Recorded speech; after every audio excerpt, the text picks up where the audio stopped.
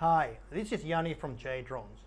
The next video is one of our conference videos that we have been recording in our ArduPilot developer conference during June 2019 at Drone World Congress in Shenzhen.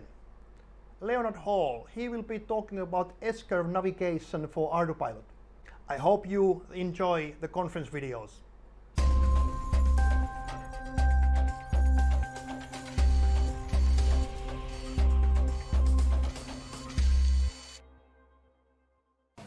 Now, Leonard. Hello, everybody.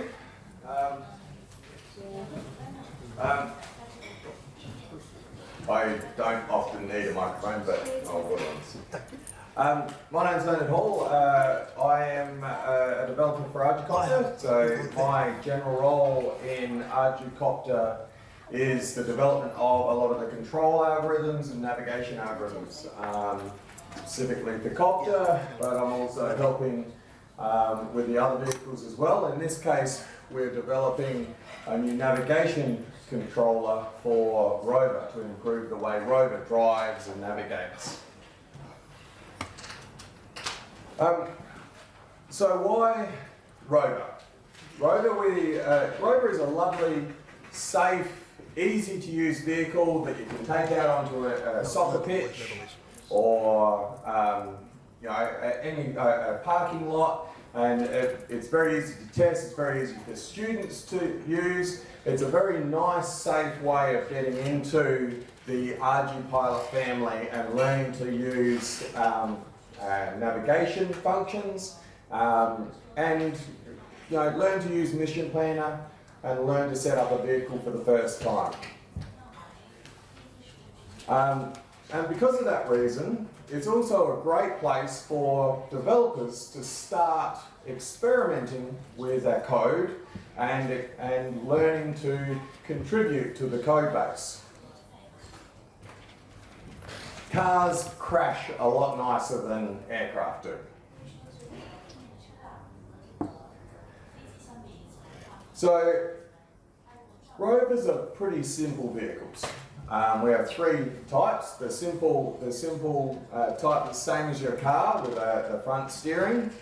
There's the skid steering type of vehicle that's like a tank that sort of turns and that has tracks or three wheels on each side. And then there's the Omni vehicles, and the Omni vehicles are like crabs. They can go sideways, they can go forwards without changing direction. So when you look at rovers initially, they actually look very simple, and you'd think that perhaps that it's a very easy controller to design and build, but they're actually very complex. They're very complex systems to manage, and it's because when a rover is driving around, there are lots of obstacles. The land that they're moving over is not necessarily flat, and there can be lots of very strong disturbances. And it's interesting, coming from copter to rover, rover is actually a big challenge in a lot of ways to do really high quality navigation.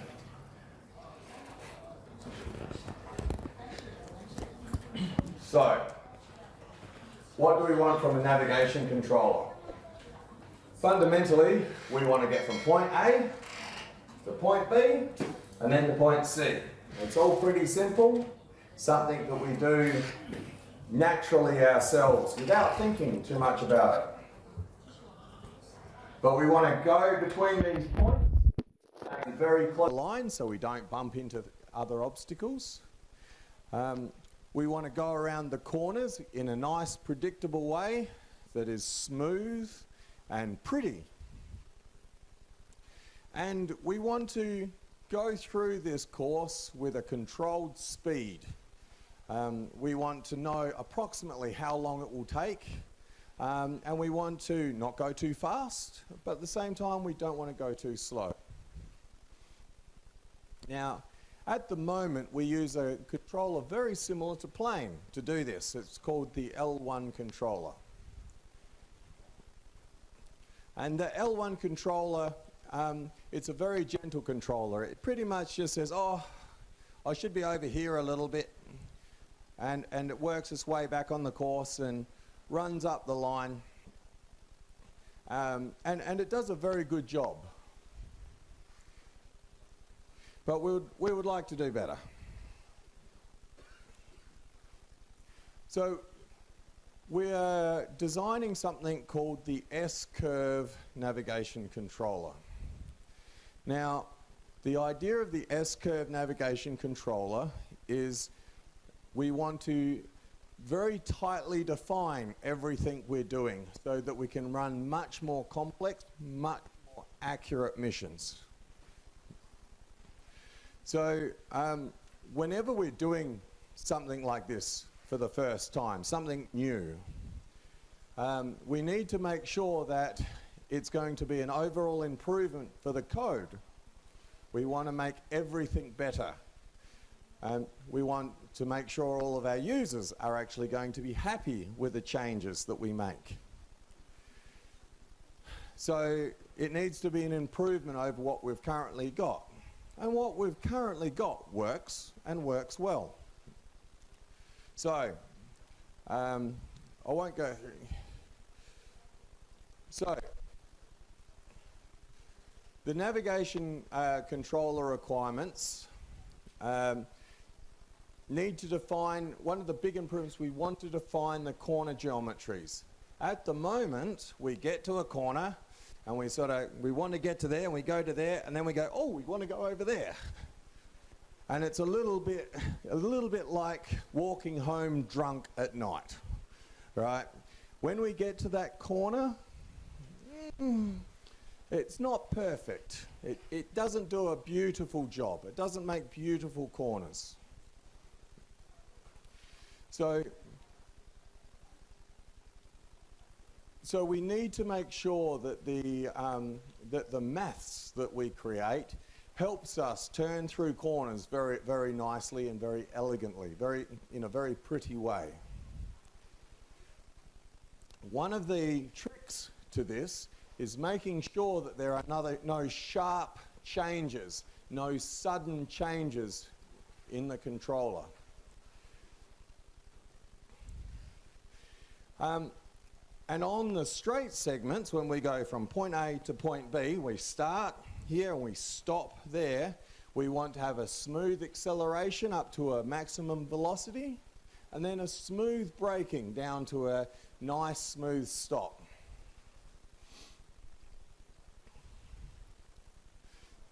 So, with a corner, why not just use a circular corner? A circle, it seems pretty, it seems to be what we would naturally think is a nice way to go around a bend. But a corner is not smooth. A circular corner is not smooth. It has some sudden changes in acceleration because the acceleration is proportional to the radius of the turn and your velocity. So if you suddenly go into a corner and you're driving a car, if you go into a circular corner, you have to do this. You have to drive forwards and then you have to go suddenly turn, and then when you come out of the corner, you have to suddenly turn out again. And so as a passenger, you go like this in the corner. And that's not good for a controller. Okay, that's bad. It's bad for the passengers and it's bad for the controller. And that's what this is showing here. The sudden change of acceleration, and this is jerk. This is rate of change of acceleration. And you can see that there is a big impulse there. An impulse is a sharp change. So, what do we want from a corner? It seems like a very, very simple question, but it's actually not. So we've got a waypoint that we want to go to here. We've got a radius that we want to get within, say, 5 meters of our corner before we start trying to turn. Or we want to come to within 5 meters of our corner in the turn. And then we want to smoothly join the exit track on the way out. We don't want to come up through here and then do a big wobble on the way out.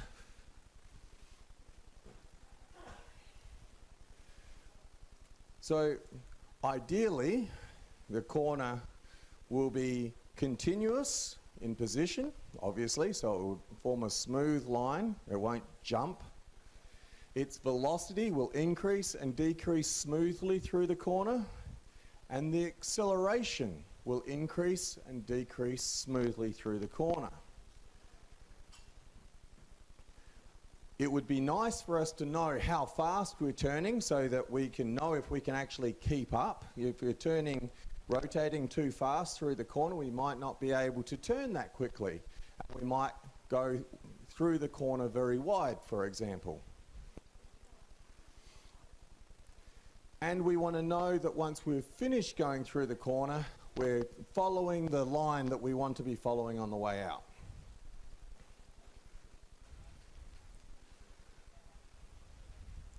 Okay. I'll just skip that problem. Okay.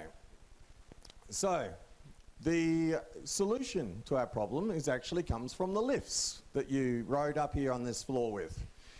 Lifts use what's known as an SCurve acceleration profile. Now, what that means is that the acceleration is gradually ramped up to a maximum acceleration as you speed up, and then when it's time to stop speeding up, it gradually ramps down. And this is what, if you've got on an old lift, a very old lift, when you're going down, you press the ground floor and it goes down, and when it gets to the bottom it goes like this, and you sort of go, all right. That's because the acceleration suddenly stopped. It's not using an S-curve. It's because this has jumped up here directly rather than gradually increased and decreased the acceleration profile. And that's what makes modern lifts feel comfortable. When in a modern lift, as you come down, at the bottom of the lift, you just get like that, and there's no sudden jerk. And that is what this bottom graph is. Jerk is how quickly the acceleration changes over time. So we want to create a jerk-limited acceleration profile. Now what that means is that all of our accelerations gradually increase and decrease by a known amount rather than suddenly step up and step down. But we think we can do a little bit better than this. And instead of using a square profile on our jerk, or rate of change of acceleration, we've replaced it with a RaiseCosine function. Now, I apologize to the translators on that one, but we're using a trigonometric function to generate the shape of our jerk profile. And this is the only bit of maths in the whole presentation. So based on this, hang on. That didn't work. Sorry, that did not work.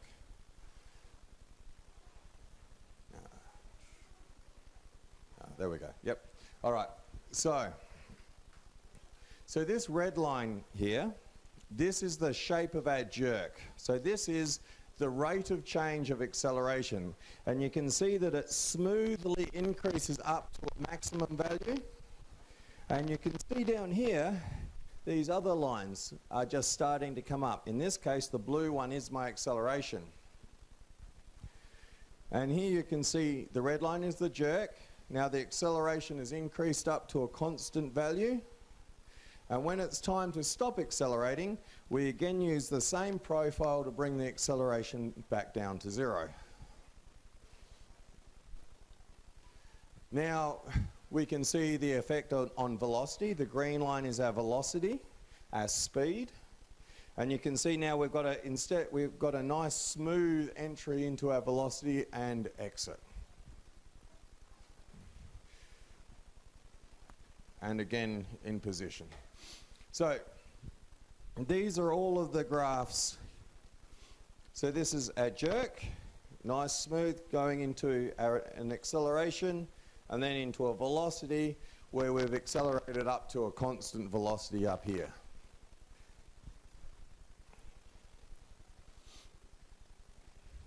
So that's what an elevator does. Everybody's ridden in hundreds and hundreds of elevators.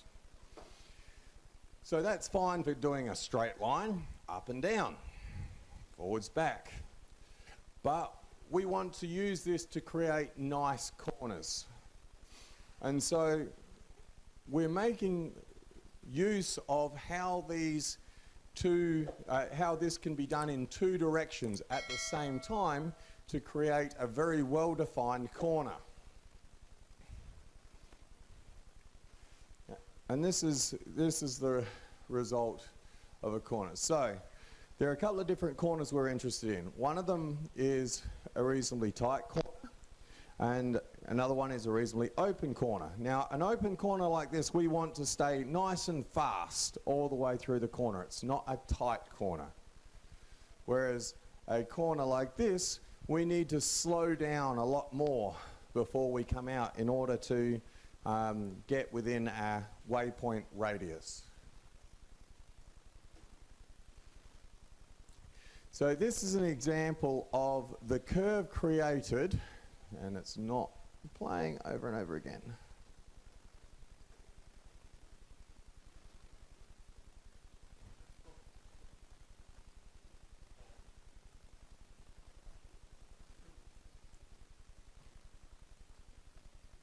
There we go. So now the light blue line here, it doesn't like me. The light blue line is the acceleration through the corner.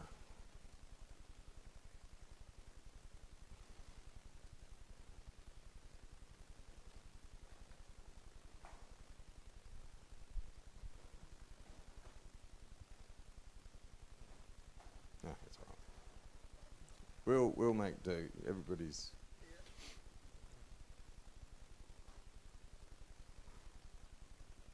Yeah. So you can see the light blue line coming out. That's the sideways acceleration, the lateral acceleration as you go through the corner, and you can see it smoothly increases and smoothly decreases.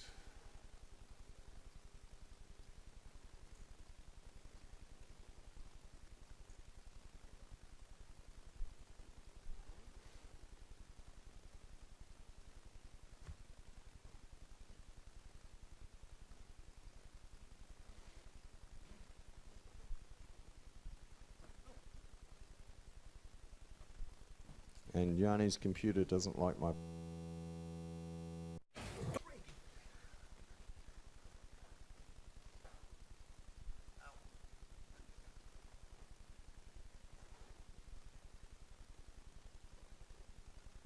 it's Microsoft. Yeah. So what we've done is we've lined up two S-curves. One is along the incoming track, and one is along the outgoing track. And by deciding when we start the leaving S-curve, we can define how those two curves create this corner. And what we get is a corner that's very similar to the way a motorbike goes through a corner. A motorbike leans into a corner until it gets to a maximum turn rate and lean angle and acceleration, and then gradually comes out of the corner as it straightens up and accelerates away.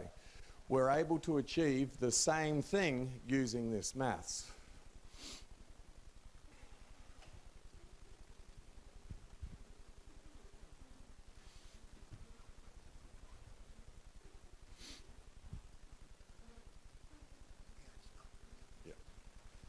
So, while Yanni's working out how to use Windows, so why are we doing this? If we can define the way the corner geometry links two segments, we're able to navigate very, very accurately. At the moment, how many people here have actually run missions using either copter or rover and to do, say, a survey mission or something like that? Has anybody actually done missions? Obviously, you go down the front. Anybody else in here done any missions? Yep. So you might have noticed that it's a little bit tricky at times with the corners, knowing when it's going to turn and how. If you go faster, it tends to, in a copter, it tends to turn earlier, and in a rover, it tends to overshoot the corner and come back onto the track. By doing this, we can make the vehicles take the corners in exactly the same way each time. And it doesn't matter if you're going very fast, because it'll brake to the corner and then go through the corner. And it doesn't matter if it's going very slow, because it'll still take the same radius of corner. And that means that you are able to design a mission and run the mission very slowly and safely and make sure it is exactly what you want. And then you can pump it up to 100 kilometers an hour and run exactly the same mission and know that it's not going to cut the corner and hit something, or overshoot and hit something that you didn't want it to. So.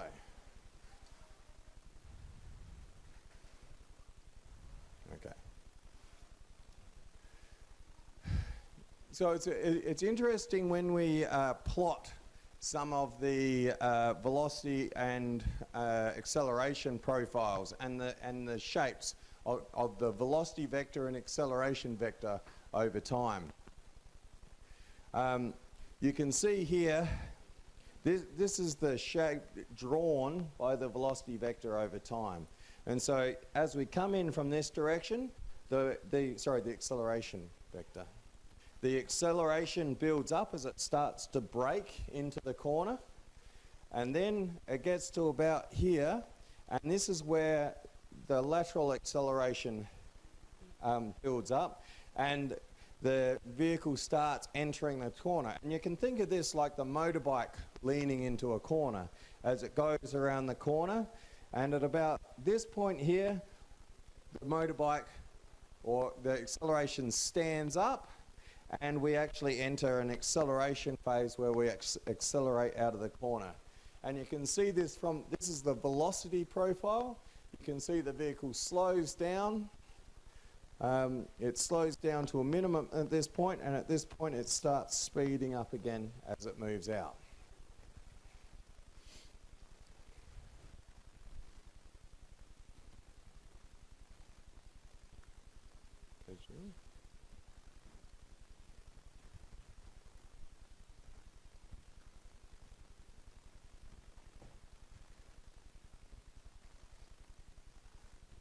At least I can blame Yanni if I go over time.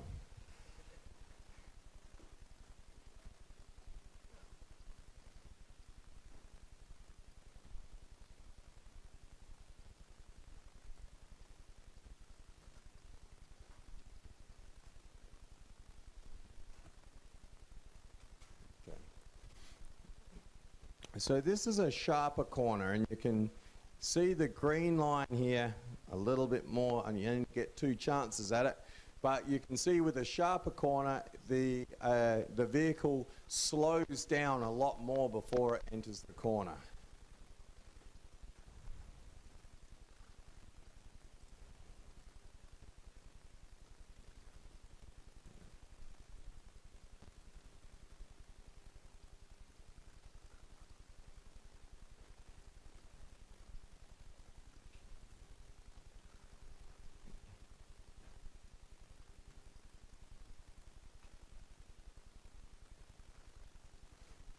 This was supposed to be a nice visual presentation that was easy to see from the pictures, that didn't rely on me talking quite as much. But do you want to get mine?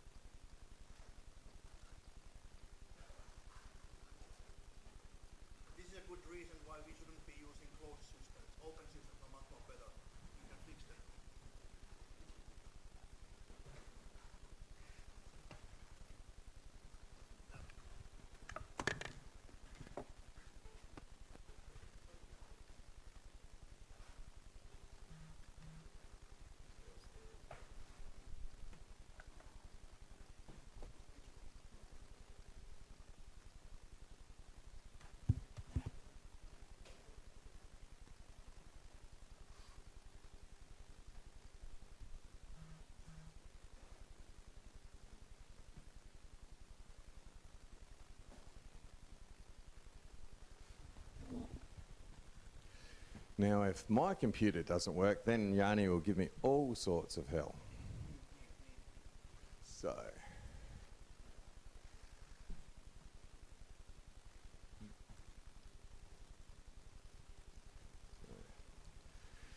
this is the first corner, and you can see it stays nice and fast.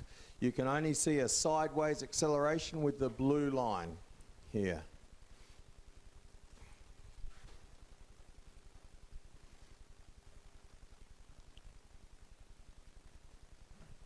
Now, with a sharper corner, it has to slow down a lot more. And you can see this green line, the green line here that comes out behind, and in front is where it's braking into the corner and then accelerating out of the corner. And then, of course, the blue line is the sideways acceleration that takes it around the corner.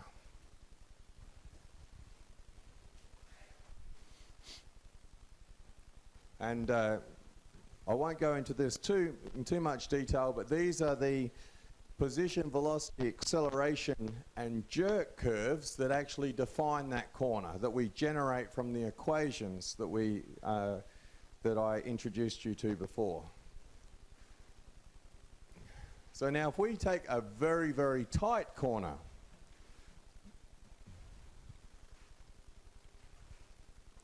now you can see here that it has to brake almost down to a complete stop before it goes around the corner.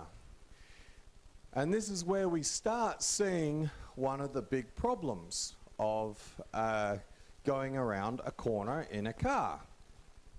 You get to a point where the corner becomes too tight for you to go around the corner, or you just can't turn fast enough in say a multirotor to actually follow the curve over the top. You can see at the top it comes up and goes whoop, and then comes back down again with a very, very fast turn at the top. Now, we can also set these equations up so that we go all the way up and stop at the waypoint and then leave it again. And that's what I'll show you next.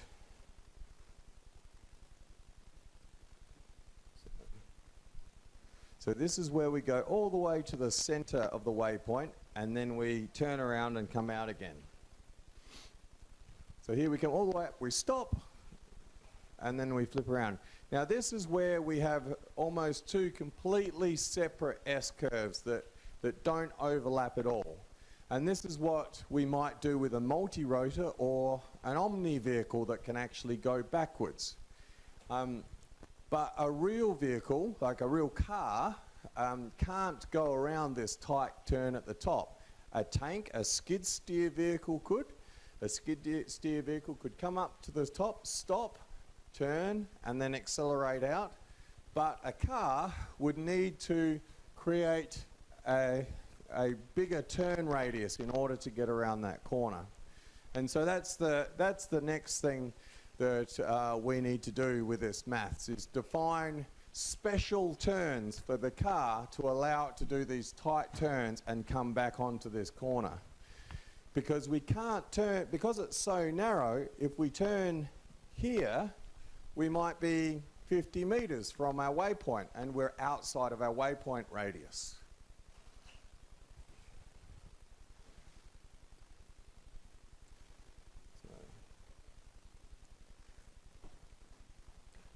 So we've still got a problem with minimum turn radius when vehicles can't go around the corner too tight with this type of corner.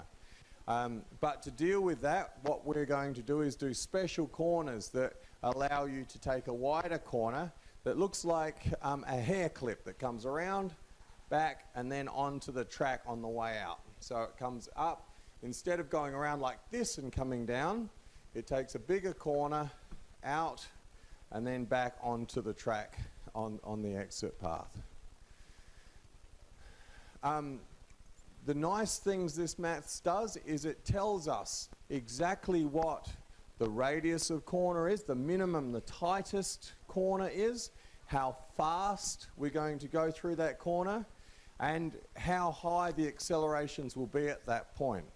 So we can choose the way we enter that corner and exit that corner to keep those accelerations and turn rate parameters within what the vehicle is capable of doing. And the end result of this should be a much more precise, much more accurate navigation for rover initially, and around the end of this year, copter as well. And we hope that this will actually see us through to that next level of navigation quality for our users.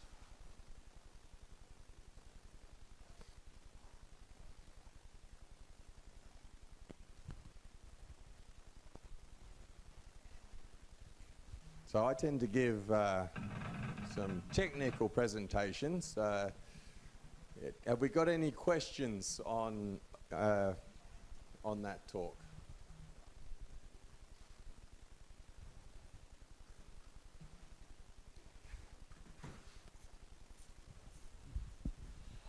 Yeah, question. There was lots of talk of working on things. Where is it at right now? What's the state in? So the biggest challenge with things like this is getting the maths sorted out. So the first step was to make sure that we can solve all of the equations that we need to in order to reliably do this. We don't want to be guessing what the result is or doing an iterative search for the result.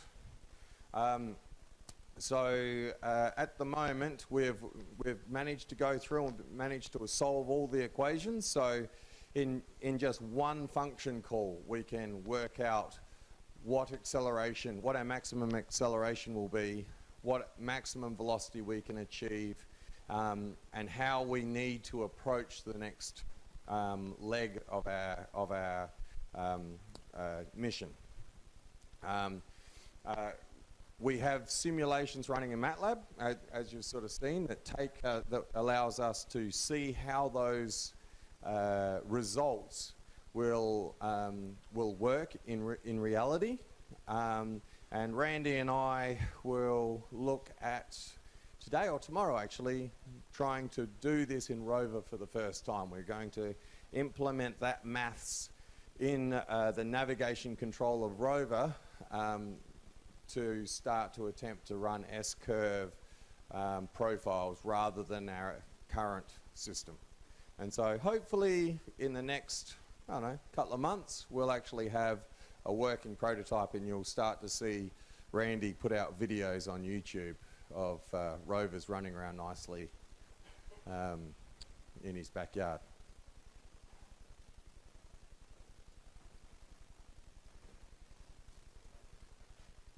Any other questions?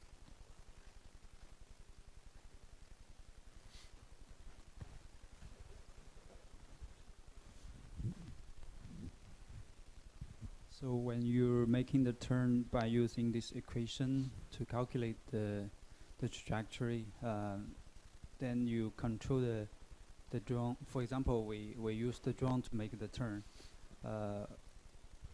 Which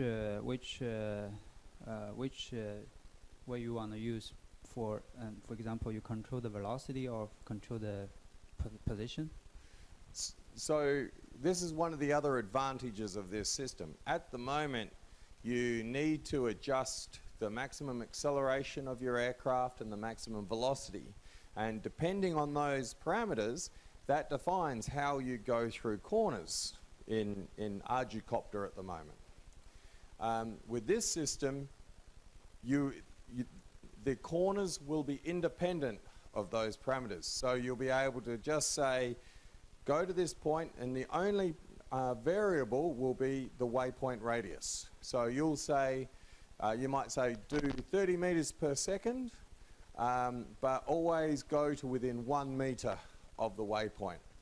And then this will decide, oh, I can't turn at that speed and still get within 1 meter of that waypoint. So I need to slow down. And so it will slow down to 5 meters per second. So it can turn through there and get close enough to the waypoint, to within 1 meter, like you told it to. And then it'll accelerate back up to 30 meters per second on the way out. At the moment in ArduCopter, it'll stay at 30 meters per second and make a big wide turn and won't get to within 1 meter of your waypoint. So we may add some extra choices or control to allow you to do some different things at the waypoint, but that will be the default. So it'll make it much easier for you to tell the aircraft exactly how you want it to go through a course. Okay, so for the current platform like Pixhawk with ArduPilot, what kind of challenge you're gonna face? For example, computing or memory, because you need to store some waypoints.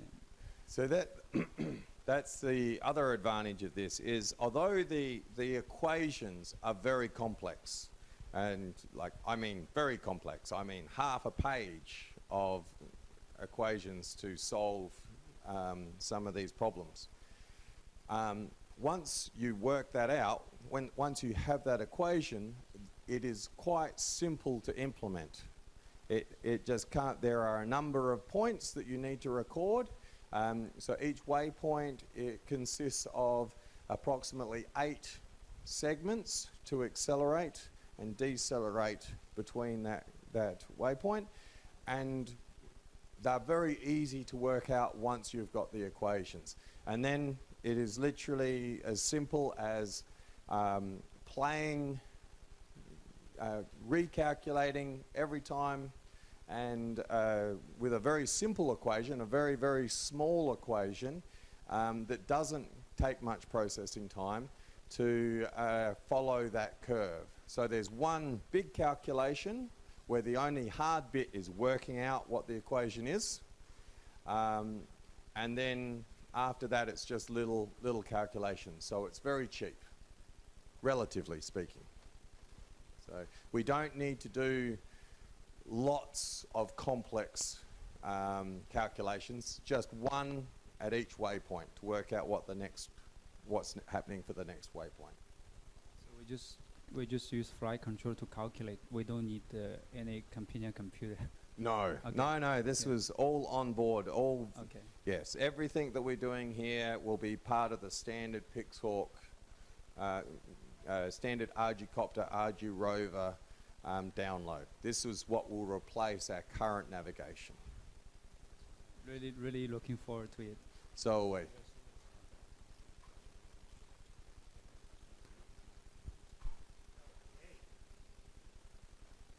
Okay, thank you very much.